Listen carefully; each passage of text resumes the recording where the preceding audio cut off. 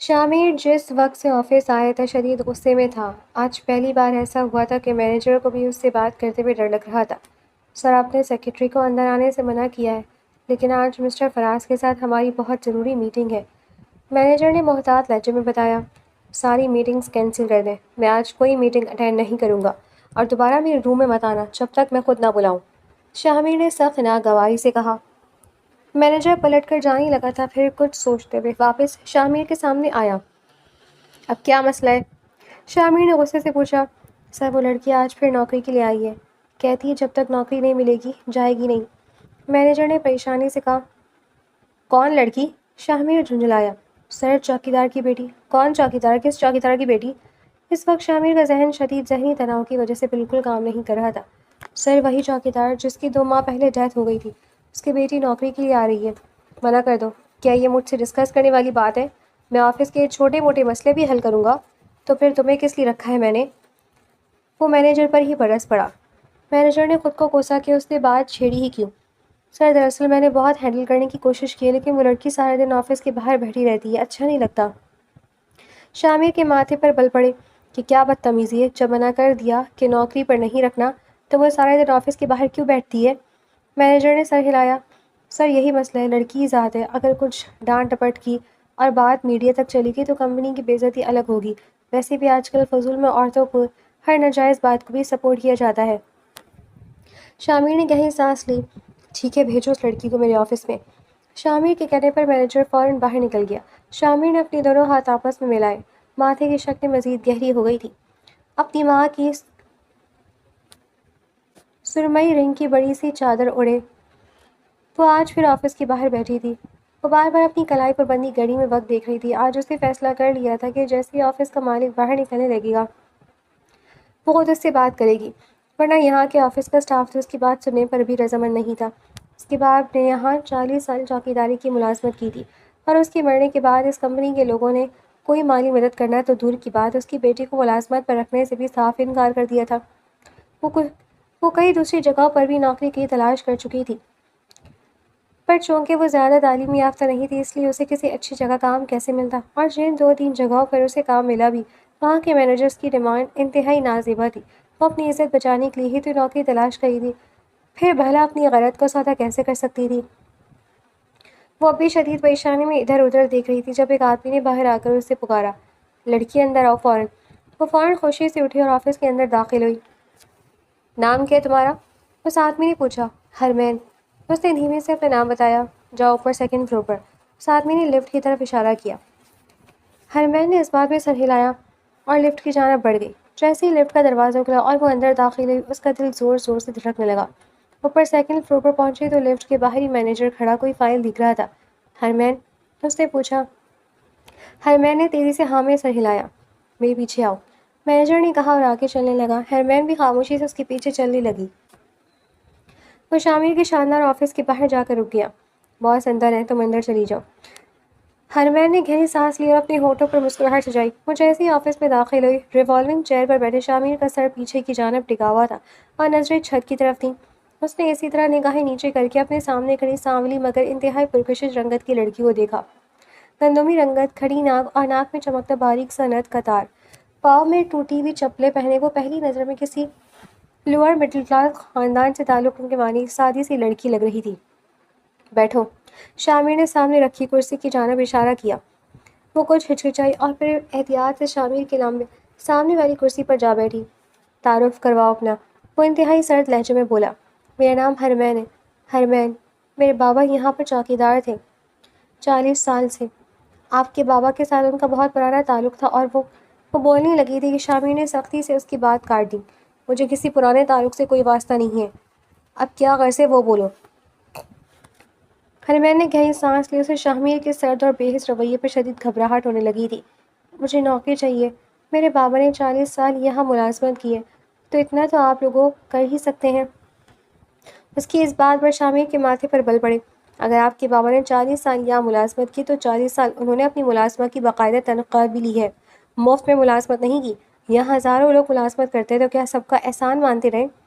वो इतनी खुरदुरी और करख्त लहजे में बोला कि पीछे खड़ा मैनेजर खामोशी से ऑफिस से बाहर निकल गया। नहीं, मेरा वो मतलब नहीं था। हरमैन बुरी तरह घबरा गई آپ کا جو بھی مطلب تھا، اپنی کوالیفیکیشن بتائیں آپ۔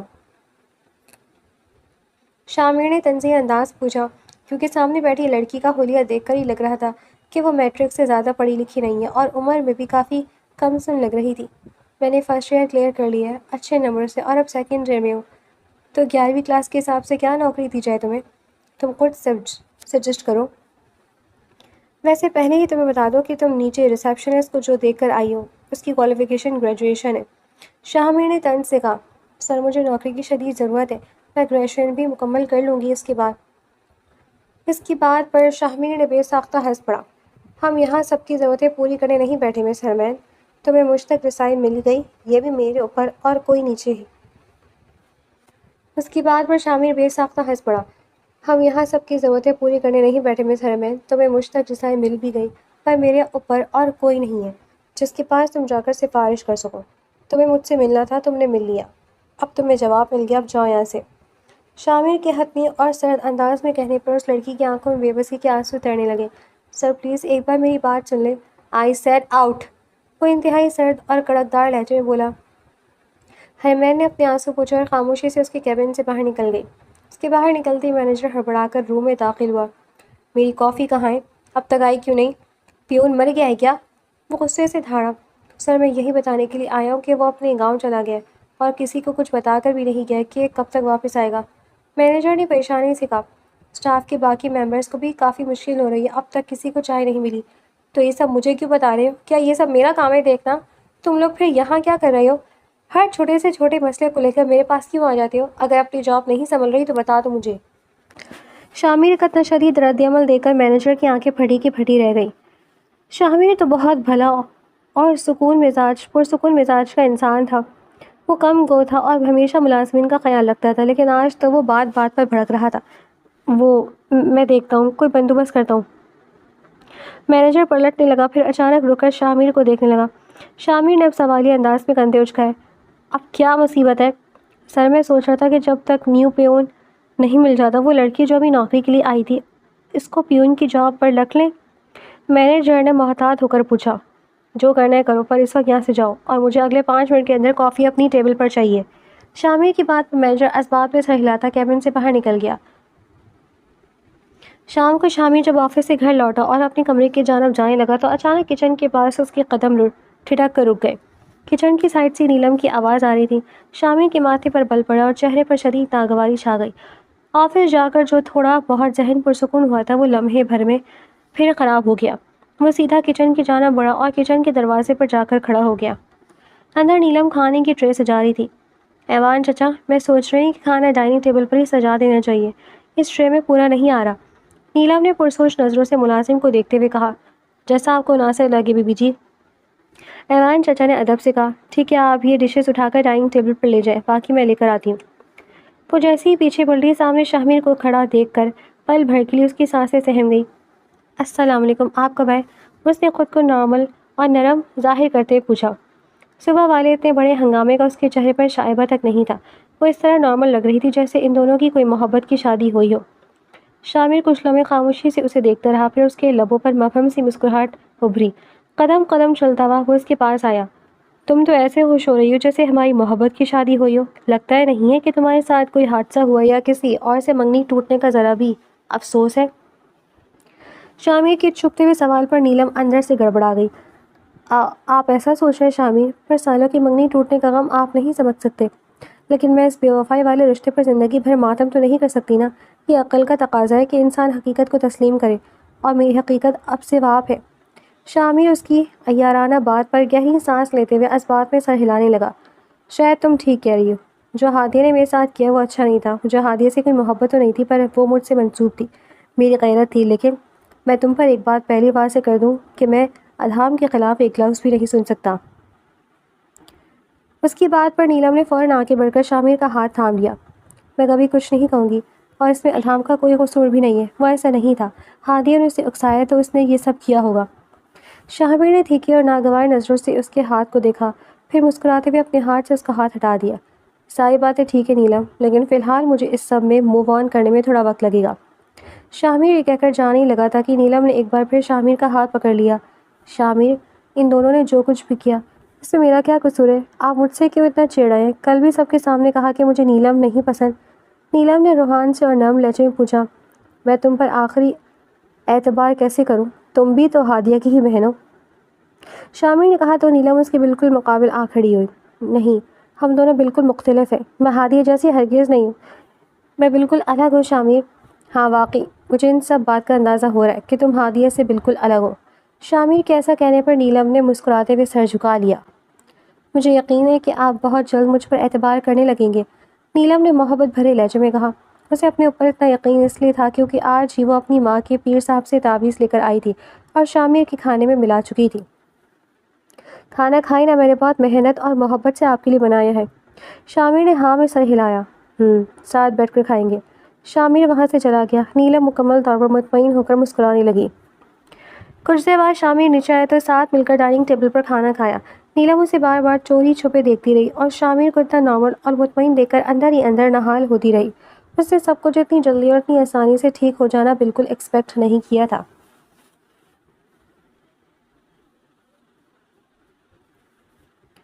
ہادیہ یہ لو، سارا سامان آ گیا۔ پاؤں سے دروازہ دھکیلتے ادھام اندر آیا اور 2-3 بڑے بڑے شاپنگ بیگز ٹیبل پر رکھتے ہوئے بولا۔ ہادیہ لاؤنج میں بیٹھی تھی اور فون پر اپنی دوست سے بات کری تھی۔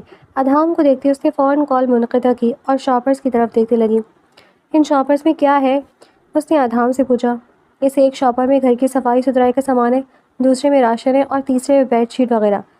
بچھا لینا بیڈ پر، کمرے کی بیڈ شیٹ بہت گندی ہو رہی تھی۔ وہ حکمیہ انداز میں کہتا ہوا صوفے پر گہری سانس لے کر بیٹھ گیا۔ ہادیہ اسے یک ٹک گھورنے لگی۔ ادھام نے آنکھیں کھول کر اسے دیکھا۔ ایسے کیا گھور رہی ہو؟ مجھے کھانا بنانا نہیں آتا، میں نے کبھی زندگی میں کھانا نہیں بنایا۔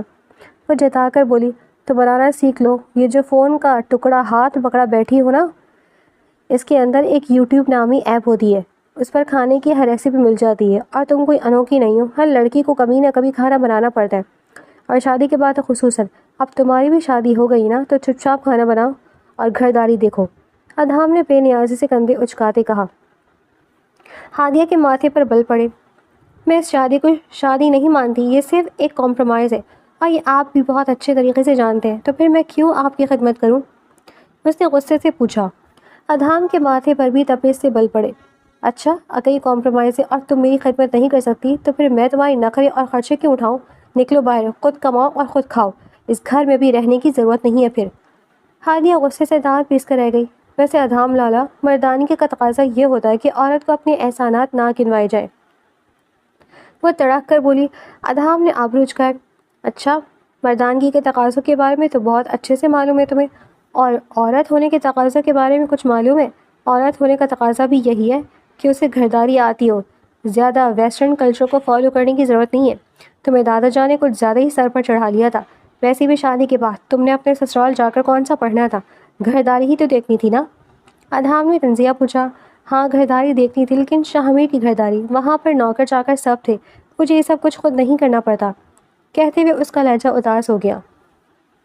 تو بی بی کس نے کہا تھا تھرلر مووی دیکھنے کے لیے سنیما جانے کو؟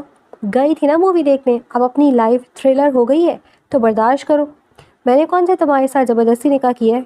ویسے آپس کی باتیں ہادیہ، میرا بھائی شروع سے خوش نصیب رہا ہے اور میں بدقسمت۔ جب بھی دیکھو میرے بھائی کی زندگی میں آنے والی ہر بلا یو ٹرن مار کر میرے پاس ہی آ جاتی ہے، جیسے کہ تم۔ وہ چہرے پر تنزیہ مسکراہٹ سجائے بولا۔ ادھام لالا، اب آپ کچھ زیادہ ہی انسلٹ کر رہی ہیں۔ اس طرح آپ کو اور میرا گزر بسر ایک گھر میں نہیں ہو سکتا۔ اچھا یار جاؤ، مجھے بہت بھوک لگ رہی ہے، جا کر کھانا بناؤ اور کھاؤ، میرا دماغ مت کھاؤ، اور سب سے پہلے کمرے کی صفائی کرو، اندر بہت دھول مٹی ہو رہی ہے، مجھے آرام کرنا ہے، ویسے بھی تمہاری وجہ سے ساری رات میں نے سنیما ہال میں گزاری اور پھر 2-3 گھنٹے ہسپتال میں بیٹھنا پڑا۔ ہادیہ بیڈ پر پٹکتے ہوئے کھڑی ہوئی اور شاپرز اٹھانے لگی جب ادھام کی آواز پر پھر رکی۔ اور ہاں، مجھے لالا لالا بولنے کی ضرورت نہیں ہے، اب لالا والا رشتہ نہیں رہا میرا اور تمہارا۔ ہادیہ نے تنے ہوئے تیوروں سے اسے دیکھا۔ لالا نہیں بولوں تو کیا بولوں؟ ادھام بولو، یا پھر سائیں بھی بول سکتی ہو، خان جی بھی بول سکتی ہو، کچھ بھی بول سکتی ہو۔ ادھام نے اختیارات گنوائے۔ ہانیہ نفی میں سر ہلاتے ہوئے ہنس پڑی۔ سائیں اور خان جی بالکل بھی نہیں، آپ ہمیشہ لالا ہیں اور لالا ہی بن کر رہیں۔ غرائی بیوقوف لڑکی نکاح ہوا ہے ہمارا، جس بھی حالات میں ہوا گنہگار مت بنو اور نہ مجھے کرو، ادھام نے سمجھانے والے انداز میں کہا۔ ہادیہ اگر آگے بڑھ کر ادھام کے سامنے صوفے پر بیٹھی۔ دیکھیں ادھام لالا، میں آپ کو یہ بات پہلے کلیئر کر دوں کہ میں اس نکاح کو بالکل نہیں مانتی۔ جیسے حالات بہتر ہوں گے آپ مجھے چھوڑ دیں گے۔ ادھام نے انتہائی سنجیدگی سے ہاں میں سر ہلایا۔ اگر ایسی بات ہے نا تو میں آج سے ہی تہجد پڑھ کر دعا کرنا شروع کر دوں گا کہ ہمارے حالات کل ہی بہتر ہو جائے۔ اب جاؤ، چپ چاپ صفائی کرو اور اس کے بعد کھانا بنانا، چکن بھی لے کر آیا ہوں میں۔ ہادیہ منہ بناتی اٹھی اور اندر کمرے میں چلی گئی۔ اسے صفائی کرنا تو آتا نہیں تھا، اس لیے وہ صفائی کا سامان اٹھا کر کمرے میں لے گئی۔ پہلے اس نے جھاڑو اٹھائی، پھر جھاڑو لگانا کیا تھا، بلکہ کمرے کے سامنے کا تمام کچرا مٹی اٹھا کر بیڈ کے نیچے چھپا دی۔ بیڈ شیٹ جھاڑی اور جتنا جھاڑو پوچھا وہ کر سکتی تھی اس نے کر دیا۔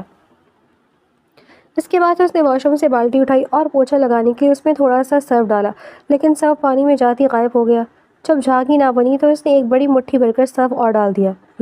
اب ٹھیک ہے، اچھا سا فرش چمکے گا۔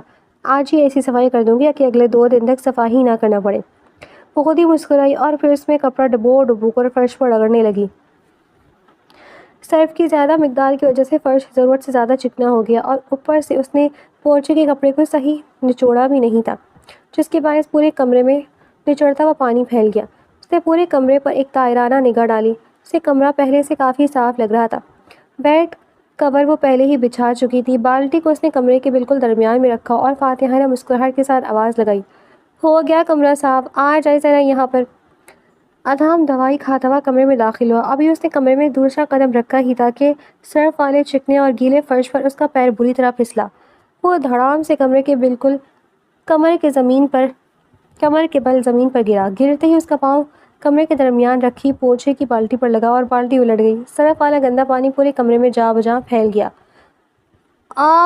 اللہ، میری کمر کم وقت ہادیہ، کوئی ایک کام تو انسانوں والا کیا کرو، میرے پاس اب کسی ہسپتال جا کر علاج کروانے کے لیے پیسے بھی نہیں ہیں۔ وہ کمر کے درد سے دوہرا ہوتا ہوا ہادیہ کو غصے سے گھورنے لگا۔ ہادیہ منہ کھولے فرش پر پھیلا ہوا سرف کا گندا پانی دیکھ رہی تھی۔ آپ کو اپنی کمر کی پرواہ اور آپ نے جو یہ کارنامہ انجام دیا ہے، آپ کو وہ نہیں دکھ رہا؟ سارا گندا پانی پورے کمرے میں پھیلا دیا۔ اتنی مشکل سے تو صفائی کی تھی میں نے، اب دوبارہ میں کوئی صفائی نہیں کروں گی، خود صاف کریے گا۔ وہ غصے سے بیڈ پر چڑھ کر بیٹھ گئی اور وہیں سے ادھام کو گھورنے لگی۔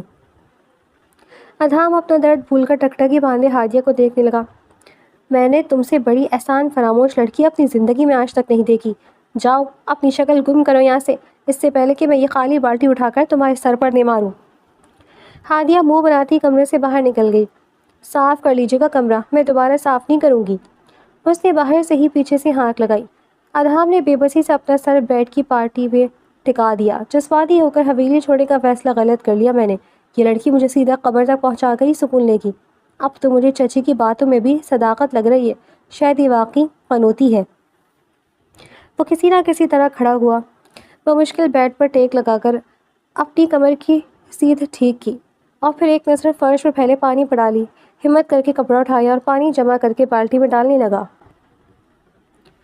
اس سے تو بہتر تھا کہ میں خود صفائی کر لیتا۔ یہ تو وہی بات ہو گئی کہ کھایا پیا کچھ نہیں، گلاس توڑوا باڑا آنے۔ وہ مسلسل بڑبڑاتے پورا کمرہ صاف کرنے لگا۔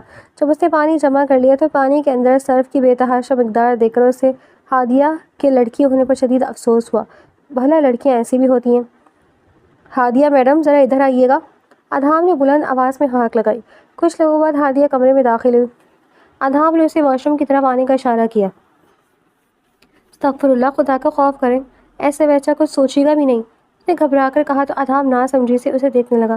پھر اچانک اس کی بات کا پورا مفہوم سمجھ کر ادھام کا چہرہ شرم سے بالکل سرخ پڑ گیا۔ اسے زبان کھولنی چاہیے پر کچھ سمجھ میں نہ آیا کہ کیا کہے۔ ہادیہ، اللہ کے واسطے تمہیں خدا کا واسطے میرا ضبط مت آزماؤ۔ اگر تمہاری وجہ سے میں پاگل خانے گیا نا تو تم بھی سیدھی سڑک پر آ جاؤ گی، تمہارے گھر والے تمہیں اب کبھی نہیں رکھیں گے۔ ہادیہ، اللہ کے واسطے تمہیں خدا کا واسطے میرا ضبط مت آزماؤ۔ اگر تمہاری وجہ سے میں پاگل خانے گیا تو تم بھی سیدھی سڑک پر آ جاؤ گی، تمہارے گھر والے تمہیں اب کبھی نہیں رکھیں گے۔ وہ بالکل عاجز آ چکا تھا۔ ہادیہ نے منہ بنایا۔ میں نے کہا نا ادھر آؤ۔ اب کی بار ادھام غرا کر بولا تو ہادیہ واش روم کے دروازے سے کچھ فاصلے پر ہی رک گئی۔ ادھام نے اندر بالٹی خالی کی، آدھی بالٹی پانی لیا اور اس میں صرف 3 چٹکی سرف ڈالا۔ یہ دیکھ رہی ہو، اتنا سرف پوچھا لگانے کے لیے کافی شافی ہے، اس نے ہادی کو جتایا۔ ہادیہ نے اس بات میں سر ہلایا۔ پھر ادھام نے پوچھے کا کپڑا گیلا کیا اور اس کو اچھے سے نچوڑا۔ واش روم سے باہر نکلتے ہی اس نے ہادیہ کو ایک طرف کیا اور نیچے بیٹھ کر فرش پر پوچھا لگانے لگا۔ اس نے پورے کمرے میں پوچھا لگایا اور پھر ہادیہ کو دیکھا۔ سمجھ آیا کیسے ہوگا؟ ہادیہ خاموشی سے اسے دیکھتی رہی۔ میں کچھ پوچھ رہا ہوں۔ ادھام نے پھر پوچھا۔ جی سمجھ آ گیا، لیکن جب آپ کو اتنا اچھا پوچھا لگانا آتا ہے تو میں کیوں سیکھوں؟ آپ ہی لگا لیا کریں نا۔ ہمیشہ کی طرح الٹا اور ڈھیر جواب آیا۔ ادھام نے نفی میں سر ہلایا اور اسے کوئی جواب نہیں دیا۔ اس لڑکی پر اپنے الفاظ ضائع کرنا بالکل بیکار تھا۔ وہ اس وقت اتنا تھک چکا تھا کہ مزید ہادیہ کے ساتھ بحث کی ذرا سی بھی گنجائش نہیں تھی۔ جاؤ ہادیہ، جا کر کھانا بناؤ۔ چکن بھی رکھی ہوئی ہے، رائس اور چاول اور آٹا سب کچھ موجود ہے۔ ہادیہ ہاں میں بھرتی کمرے سے باہر نکل گئی۔ اس نے یوٹیوب پر سمپل چکن ریسیپی نکالی اور کھانا بنانے میں جٹ گئی۔ ادھام کمرے میں آرام کرنے لگا۔ جانے کتنا وقت گزرا تھا جب ہادیہ کمرے میں واپس لوٹی۔ ادھام گہری نیند میں تھا۔ وہ کچھ لمحے سوچتی رہی کہ ادھام کو اٹھائے یا نہ اٹھائے۔ پھر اسے خیال آیا کہ ادھام بھی اس کے ساتھ کل رات سے بھوکا تھا اور جاگ رہا تھا۔ وہ آگے بڑھی۔ اس نے ادھام کا کندھا ہلایا، پر نیند اتنی گہری تھی کہ اس نے بری طرح ادھام کو جھنجھوڑا۔ ادھام ہڑبڑا کر بیٹھ گیا۔ کھانا بنا دیا ہے میں نے، کھا لیں پھر سو جائے گا، کل رات سے بھوکے ہیں آپ۔ ادھام نے نیند سے بوجھل آنکھیں ملی اور اسے بیڈ پر ہی کھانا لانے کو کہا۔ ہادیہ ٹرے میں کھانا نکال کر بیڈ پر لے آئی۔ ایک ڈش میں سالن ڈھکا ہوا تھا اور سامنے کھلے کھلے چاول رکھے تھے۔ ادھام نے حیرت سے ہادیہ کو دیکھا۔ یہ چاول تم نے پکائے ہیں؟ ہادیہ نے فخریہ خامی میں سر ہلایا۔ بہت کھلے کھلے ہیں، اچھے پکائے ہیں۔ چکھنے سے پہلے اس نے تعریف کر دی، پر اگلے لمحے جیسے ہی سالن کی ڈش کا ڈھکن ہٹایا، ادھام کا منہ کھلے کا کھلے رہ گیا۔ اس نے اپنی زندگی میں لال سالن دیکھا تھا، پیلا سالن دیکھا تھا، پر وہ کالا سالن اپنی زندگی میں پہلی بار دیکھ رہا تھا۔ اس کا رنگ کالا کیوں ہے؟ اس نے تعجب اور صدمے سے پوچھا۔ ہادیہ کچھ گڑبڑا گئی۔ یہ بلیک پیپر چکن ہے نا، اس لیے بلیک ہے۔ مجھے لگتا ہے میں نے بلیک پیپر چکن پہلے بھی کھایا ہے۔ وہ ایسا تو نہیں دکھتا۔ نہیں، وہ ایسے ہی دکھتا ہے۔ آپ نے ہنی مسٹرڈ چکن کھایا ہوگا۔ ہانیہ نے فوراً تعویل گھڑی۔ ادھام نے نہ سمجھتے ہوئے سر ہلایا اور چکن کا سالن نکال کر چاولوں پر ڈالا۔ اس نے جیسے ہی پہلا لقمہ منہ میں لیا، دانتوں کے نیچے سے کچر کچر کی آوازیں آنے لگیں۔ ہادیہ یکٹک اسے ہی دیکھ رہی تھی۔ ہادیہ، تم نے چاول پکائے تھے؟ اس نے انتہائی معصومیت اور بے بسی سے پوچھا۔ نیند کے بعد اس کی آنکھوں میں سرخ دوڑے پڑ رہے تھے۔ ہادیہ نے ہاں میں سر ہلایا۔ پھر یہ مجھے اتنے کچے کیوں لگ رہے ہیں؟ اس نے پھر سوال کیا۔ ہاں مجھے بھی ایسا لگ رہا تھا کہ چاول کچھ کچے ہیں، تو پھر میں نے روٹی بھی بنا لی۔ ہادیہ نے خوشی سے بتایا۔ ادھام نے سکھا سانس لیا، پھر ایک نظر ان چاولوں کو دیکھا، یعنی چاول پوری طرح ضائع ہو چکے تھے۔ ٹھیک ہے، جاؤ روٹی لے کر آؤ، ادھام نے کہا۔ ہادیہ کچن میں گئی اور روٹی کا ہاٹ پاٹ لا کر ادھام کے سامنے رکھا۔ ادھام نے جیسے ہی ہاٹ پاٹ کا ڈھکن اٹھایا تو اندر خوبصورت شکل کی روٹیاں رکھی تھیں۔ نقشہ تھوڑا ٹیڑھا میڑھا تھا، پر روٹیاں اوپر سے جلی ہوئی نہیں تھیں۔ اس نے شکر کا سانس لیا اور مسکرا کر ہادیہ کو دیکھا۔ یہ تم نے زندگی کا پہلا ڈھنگ کا کام کیا ہے شاید۔ پھر اس نے اپنی جیب سے والیٹ نکالا، اندر سے 1000 روپے کا نوٹ نکالا اور ہادیہ کی جانب بڑھایا۔ یہ کیا ہے؟ ہادیہ نے تعجب سے پوچھا۔ یہ تمہاری اتنی اچھی گوری اور صاف ستھری روٹی بنانے کا انعام ہے، ادھام نے کہا۔ ہادیہ نے خوشی خوشی وہ پیسے تھام لیے، لیکن اگلی لمحے ادھام کو شدید ہچکا لگا۔ اس نے جیسے ہی نوالا توڑنے کے لیے روٹی اٹھائی، وہ روٹی کم اور ہارڈ بورڈ کی سخت شیٹ زیادہ لگ رہی تھی۔ ادھام نے روٹی اٹھا کر الٹ پلٹ کر دیکھی تو اوپر کا حصہ جتنا گورا اور خوبصورت تھا، نیچے کا حصہ اتنا ہی کالا اور جالا ہوا سیاہ تھا۔ اس نے غصے سے ہادیہ کو گھورا۔ برائے مہربانی شرافت سے میرے پیسے واپس کرو، اس نے اتنے تپے ہوئے لہجے میں کہا کہ ہادیہ نے فوراً ہاتھ میں پکڑا 1000 روپے کا نوٹ واپس ادھام کے ہاتھ پر رکھ دیا۔ یہ روٹی اور چاول دونوں لے کر جاؤ یہاں سے، میں خالی چکن کھا لوں گا کیونکہ تم نے آٹا اور چاول دونوں پوری طرح ضائع کر دیے ہیں۔ وہ پلیٹیں آگے کھسکاتے بولا اور صرف سالن کا باؤل اپنے آگے رکھ لیا، جس میں چکن کے 4-5 ادھ جلے پیسز تیر رہے تھے۔ اس نے سالن میں سے چکن کا ایک پیس اٹھا کر منہ میں پہلا نوالا لیا ہی تھا کہ لگا جیسے زہر اور کڑواہٹ اس کے حلق تک اتر رہی ہو۔ اس نے اگلے لمحے فوراً وہ نوالا تھوک دیا اور آنکھیں پھاڑے ہادیہ کو دیکھا۔ یہ کیا زہر بنایا ہے تم نے؟ ویسے تو ٹھیک ہی بنایا ہے، بس تھوڑا سا کڑوا ہو گیا ہے، شاید میں نے غلطی سے کوئی غلط مسالہ زیادہ ڈال دیا، ہادیہ نے شرمندگی سے نظر جھکا کر کہا۔ ادھام نے بے ساختہ اپنے سر پر ہاتھ مارا۔ گیٹ آؤٹ ہادیہ، وہ غصے سے غرایا۔ ہادیہ اگلے ہی لمحے خاموشی سے سالن کا باؤل اٹھاتی ہوئی کمرے سے باہر نکل گئی۔ ادھام نے اپنا سر دونوں ہاتھوں میں گرایا۔ ایک تو ویسے اتنی مشکل سے نیند آئی تھی اور اوپر سے اب بھوک بھی شدید لگ رہی تھی۔ ہادیہ نے نہ اسے سونے کے قابل چھوڑا تھا اور نہ جاگنے کے۔ وہ غصے سے اٹھا، ڈریسنگ ٹیبل سے گاڑی کی چابی اٹھائی اور فلیٹ سے باہر نکل گیا۔ ہادیہ سے خود بھی وہ کھانا نہیں کھایا گیا تھا۔ وہ کافی دیر تک لاؤنج پہ بیٹھ کر ادھام کا انتظار کرتی رہی، لیکن جب رات کے 2 بجے تک بھی ادھام واپس نہ لوٹا تو بھوک کے مارے اس کی حالت خراب ہونے لگی۔ اس نے بے بسی میں کچن جا کر وہ چکن کے پیسے سالن میں سے نکالے، ان کو پانی سے دھویا تاکہ کڑوا پن ختم ہو جائے، اور وہ کچے چاولوں کو پلیٹ لے کر کمرے میں آ گئی۔ اس نے جیسے ہی پہلا نوالا اپنے منہ میں رکھا، اس کو آنکھوں سے ضبط شدہ آنسو ٹپ ٹپ بہنے لگے۔ شدید نقاہت سے اس کے ہاتھ ہلکے ہلکے کپکپانے لگے۔ اسے سخت بھوک لگ رہی تھی، لیکن اس کے باوجود اس سے وہ کھانا نگلا نہیں جا رہا تھا۔ آج اسے اپنے یتیم اور مسکین ہونے کا شدت سے احساس ہوا تھا۔ اگر اس کے ماں باپ زندہ ہوتے تو یقیناً اس کے حالات آج ہی نہیں ہوتے۔ پیدا کرنے والوں میں اور صرف پالنے والوں میں زمین آسمان کا فرق ہوتا ہے۔ اسے یہ تلخ بات آج سمجھ میں آئی تھی۔ دادا جان نے اسے پالا تو تھا، پر پیدا نہیں کیا تھا۔ یہی وجہ تھی کہ اتنی سی بات پر انہوں نے اسے لاوارثوں کی طرح چھوڑ دیا تھا۔ اس نے چند نوالے بمشکل اپنے حلق سے اتارے۔ آنکھوں سے مسلسل آنسو گر رہے تھے اور منہ میں نوالا چباتے ہوئے اسے یوں لگ رہا تھا جیسے وہ چاول نہیں بلکہ چھوٹی چھوٹی کنکریاں چبا رہی ہو۔ اسی لمحے فلیٹ کا مرکزی دروازہ کھلا اور ادھام اندر داخل ہوا۔ وہ سیدھا کمرے میں آئے تو ہادیہ کو وہیں بے ڈھنگا کھانا کھاتے دیکھا۔ اس نے فوراً آگے بڑھ کر ہادیہ کے سامنے سے وہ پلیٹ اٹھائی اور اس کی جگہ پیپر بیگ رکھ دیا۔ ہادیہ کا سر مکمل نیچے جھکا ہوا تھا، جس کی باعث وہ ہادیہ کو روتا ہوا نہیں دیکھ سکا۔ وہ برتن کچن میں رکھ کر واپس لوٹا تو ہادیہ ابھی بھی اسی حالت میں خاموش بیٹھی تھی، لیکن اس کے سامنے رکھا پیپر بیگ آنسوؤں کے قطرے گرنے سے ہلکا ہلکا گیلا ہو رہا تھا۔ ادھام نے غور کیا تو دیکھا کہ ہادیہ کے آنسو مسلسل اپنی اس پیکٹ پر گر رہے ہیں۔ وہ فوراً ہادیہ کے بالکل سامنے آ کر بیٹھا۔ اس کی ٹھوری پر انگلی رکھ کر چہرہ اوپر کیا تو دیکھا کہ اس کا پورا چہرہ آنسوؤں سے ہی تر تھا۔ ہادیہ نے سکتے ہچکی لی۔ تم رو رہی ہو؟ میرے ڈانٹنے کی وجہ سے رو رہی ہو؟ وہ شرمندہ ہوا۔ ہادیہ نے نفی میں سر ہلایا۔ سوری، مجھے نہیں پتا تھا، شاید میں نے کچھ زیادہ ہی ہارڈ ہو گیا تھا۔ تمہاری بھی کوئی غلطی نہیں تھی، ہو جاتی ہے پہلی بار میں ایسی غلطی۔ تم نے تو پہلے ہی کہا تھا کہ تمہیں کھانا بنانا نہیں آتا۔ مجھے تمہیں تھوڑا اسپیس دینا چاہیے تھا۔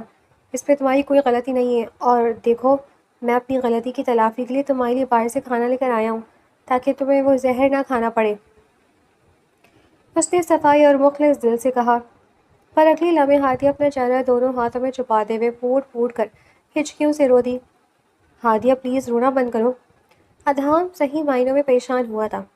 اس نے آج سے پہلے ہادیہ کو یوں بے بس ہو کر روتے ہوئے کبھی نہیں دیکھا تھا، کسی بھی حال میں اسے ٹوٹتے نہیں دیکھا تھا، لیکن آج وہ رو رہی تھی اور بہت بری طرح سے رو رہی تھی۔ وہ کل بھی روئی تھی، پر آج کا اس کا رونا بالکل ہی الگ تھا۔ ہادیہ پلیز رونا بند کرو، دیکھو میں تمہارے لیے کھانا لے کر آیا ہوں نا، تمہیں کام نہیں کرنا تو تم مت کرو، کوئی مت کام کرو۔ میں تمہیں کبھی کام کرنے کے لیے نہیں کہوں گا۔ تمہیں کھانا نہیں بنانا آتا تو مت بناؤ، میں کھانا بھی نہیں بنواؤں گا، میں کسی میڈ کا بندوبست کر لوں گا، پر پلیز تم اس طرح رونا تو بند کرو۔ ہادیہ نے اپنے آنسو پوچھے اور ادھام کو دیکھنے لگی۔ ادھام بھی انتہائی پریشانی سے اسے ہی دیکھ رہا تھا۔ مجھے آج سے پہلے کبھی اتنی شدت سے اپنے یتیم ہونے کا احساس نہیں ہوا تھا۔ وہ بہت اذیت سے بولی۔ تم یتیم نہیں ہو، بالغ ہو، اور پھر اب تمہاری شادی بھی ہو گئی ہے۔ ہادیہ تلخی سے ہنسی۔ خیاشہ لڑکیاں ہمیشہ یتیم ہی رہتی ہیں۔ اگر آج میرے ماں باپ زندہ ہوتے تو میں اس حال میں یہاں نہ ہوتی، اس نے دکھ سے چہرہ پھیر کر کہا۔ ادھام نے اس کی بات کو نظر انداز کرتے ہوئے وہ برگر کا پیپر بیگ اس کے سامنے کیا۔ تم ابھی بھی بہت اچھی جگہ ہی ہو، اب چپ چاپ کھانا کھا لو، پھر ریسٹ کر لینا، کل تمہیں یونیورسٹی نہیں جانا، پرسوں سے جانا ہے، ادھام نے کہا اور کمرے سے باہر نکل گیا۔ اس کے جانے کے بعد ہادیہ نے کپ کپاتے ہاتھوں سے وہ پیپر بیگ کھولا، اندر سے برگر نکال کر جیسے ہی پہلا لقمہ لیا، اس نے شکر گزاری سے آنکھیں موند لی۔ کئی آنسو مسلسل اس کی آنکھوں سے نکل کر برگر پر گرے۔ خوابوں کا شیش محل بہت اچانک ٹوٹا تھا اور بہت برے طریقے سے بکھر چکا تھا۔ دروازے پر زور زور سے دستک ہو رہی تھی۔ میں نے سہم کر اپنی ماں کو دیکھا۔ اماں، مجھے لگ رہا ہے منشی کا بیٹا پھر آیا ہے، ہرمین نے ڈرتے ہوئے اپنی ماں سے کہا۔ تو اندر جا کر بیٹھ، سامنے نہیں آنا، میں دروازہ دیکھتی ہوں۔ ماں نے اسے ہدایت دی۔ حرمین ہاں میں سر ہلاتی ہوئی کمرے کے ایک کونے میں دبک کر بیٹھ گئی۔ اس کی ماں نے دروازہ کھولا تو توقع کے مطابق سامنے منشی کا بیٹا کھڑا تھا۔ وہ دانتوں میں ماچس کی تیلی آڑے ہوئے تھا اور اسی سے قلال کرتے ہوئے حرمین کی ماں کو ایک طرف دھکیل کر زبردستی گھر میں داخل ہوا۔ کیا بات ہے، آج کل گھر خالی خالی ہے، بلبل کہیں دکھ نہیں رہی؟ اس نے چاروں طرف نظریں دوڑاتے ہوئے حرمین کو ڈھونڈنا چاہا۔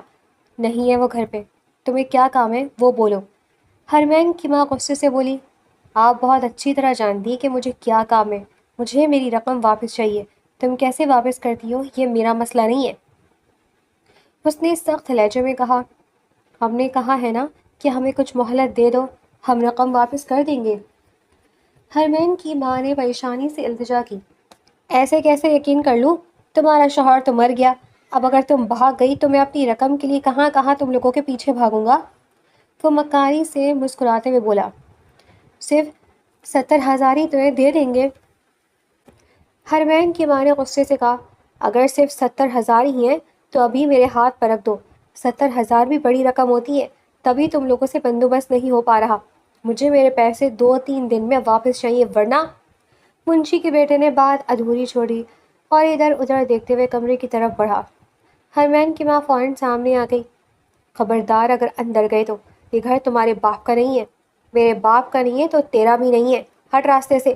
وہ غصے سے کہتا ہوا ماں کو ہٹا کر کمرے میں داخل ہو گیا جہاں حرمین ایک طرف سہمی ہوئی بیٹھی تھی۔ او ہو، بلبل مجھ سے چھپ کر یہاں بیٹھی ہے، تم اندر کیوں چھپ رہی ہو، تمہارے لیے تو میں بہت مہربان ہوں۔ وہ حرمین کے قریب ہونے لگا۔ حرمین ہڑبڑا کر اٹھ کھڑی ہوئی اور فوراً اپنی ماں کے پیچھے جا چھپی۔ تمہیں اس کے لیے مہربان ہونے کی ضرورت نہیں ہے، اس سے تمہارا کوئی ایسا ویسا رشتہ نہیں ہے، سمجھے؟ نکلو یہاں سے، ورنہ میں ابھی محلے والوں کو اکٹھا کر کے بلاؤں گی۔ بلا لو محلے والوں کو، پھر اسی وقت گھر سے دھکے دے کر تم دونوں کو نکلواؤں گا، اور رقم تو تب بھی دینی پڑے گی۔ اس طرح میں عزت سے رشتہ مانگ رہا ہوں، اپنی بیٹی کا مجھ سے نکاح کر دو، پیسے تو تم دے بھی نہیں سکتی، 2 دن میں کہاں سے بندوبست کرو گی؟ اگر اس کا مجھ سے نکاح کر دو گی تو میں پیسے بھی معاف کر دوں گا اور تم لوگوں کو ایک سہارا بھی مل جائے گا۔ اس سے بہتر رشتہ کہاں مل سکتا ہے تمہاری بیٹی کو؟ بتاؤ کون شادی کرے گا اس سے؟ منشی کے بیٹے کی اس گھٹیا بات پر حرمین کی ماں کی آنکھوں سے بے بسی کے آنسو بہنے لگے۔ تو آخری شخص بھی ہو نا، تب بھی اپنی بیٹی کی شادی تم سے نہیں کروں گی۔ بہت اچھی طرح جانتی ہوں میں تمہیں، اپنی پہلی بیوی پر جھوٹا الزام لگا کر تم نے اس کا جینا حرام کیا تھا۔ ایسے گھٹیا انسان کے لیے میری بیٹی نہیں ہے، اپنی زبان سے اس کا نام بھی مت لینا، چل نکل یہاں سے۔ منشی کا بیٹا کچھ لمحوں تک انہیں غصے سے گھورتا رہا، پھر ایک مکرانہ مسکراہٹ کے ساتھ ان کے قریب آیا۔ 2 دن بعد میرے ہاتھ میں پورے 70,000 رکھ دینا، ورنہ آگے جو ہوگا اس کے ذمہ دار تم لوگ خود ہوگے۔ یہ دھمکی دیتا ہوا وہ غرور سے باہر نکل گیا۔ حرمین تڑپ کر اپنی ماں کے گلے سے لگ کر رونے لگی۔ تو فکر مت کر حرمین، میں کسی نہ کسی طرح بندوبست کرتی ہوں۔ حرمین کی ماں نے خود کو سنبھالتے ہوئے اسے تسلی دی۔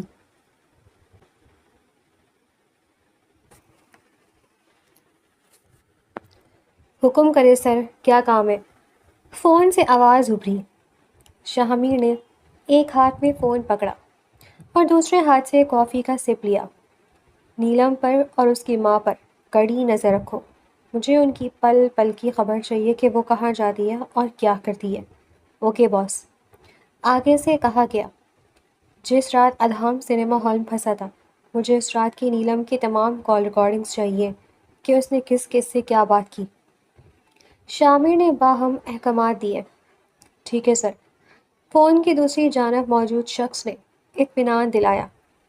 اس کے علاوہ مجھے ادھام اور ہادیہ کی تمام ڈیٹیلز چاہیے، ان کا لوکیشن کیا ہے، کہاں ہے اور کیا کر رہے ہیں، ان پر بھی نظر رکھو، ان کو کسی قسم کی کوئی پریشانی نہیں ہونی چاہیے۔ جی سر، سب ہو جائے گا، آپ بالکل بے فکر رہیں۔ شام تک شامر کے پاس نیلم کی وہ تمام کال ریکارڈنگز آ چکی تھی جس رات اس کا نکاح ہادیہ سے ہونا طے پایا تھا۔ نیلم کی بات چیت ہادیہ کی دوست سے ہوئی تھی۔ جو شامر وہ کال ریکارڈنگ سنتا گیا، اس کے چہرے پر پراسرار اور سرد مسکراہٹ گہری ہوتی گئی۔ بہت خوب نیلم، میں نے جیسا سوچا تھا تم بالکل ویسی ہی نکلی۔ مجھے افسوس ہے کہ بدقسمتی سے تم نے مجھے پسند کیا، اور انشاءاللہ بہت جلد تمہیں بھی اس بات کا شدید افسوس ہوگا۔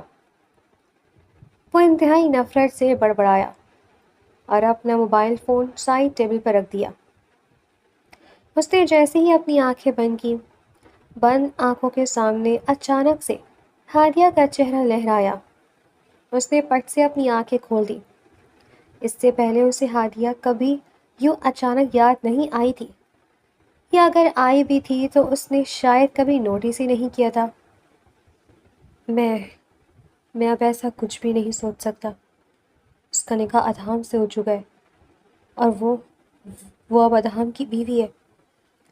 شاہمیر نے تلخی سے خود کو سمجھایا اور بیڈ پر دراز ہو گیا۔